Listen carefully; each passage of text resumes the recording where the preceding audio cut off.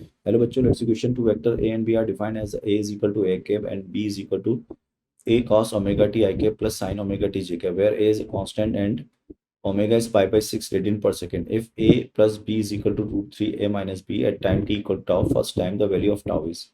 तो बच्चों a mod plus b that is equal to what, root of 3 a minus b का mod.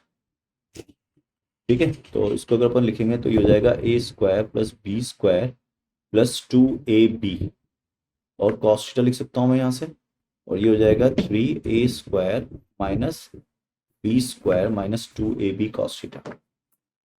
ठीक, और यहाँ से अगर देखेंगे अपन तो ये a square plus B square से कैंसिल आउट हो जाना चाहिए अपना यहाँ से ना, और ये 2ab कॉस थीटा है और 2ab कॉस थीटा किसके बराबर है यहाँ पे 6ab, तो इधर लेके आओगे तो ये बन जाएगा 8ab cos theta is equal to twice of a square plus B square.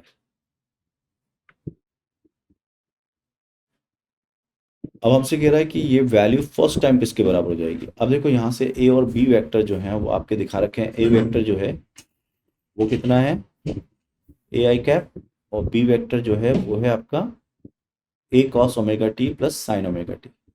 ठीक है, तो अगर मैं ए प्लस बी वेक्टर करता हूँ, मतलब ए स्क्वायर प्लस बी स्क्वायर करता हूँ, तो A square plus B square यानी कि ए तो ये है, और बी का जो मैग्नीट्यूड होगा बच्चों वो कितना हो जाएगा, बी का मैग्नीट्यूड वो तो ए हो जाएगा, और ए का मैग्नीट्यूड भी ए हो जाएगा. ठीक है, तो यहाँ लिखा जा सकता है 8a square is equal to twice of into 2a square.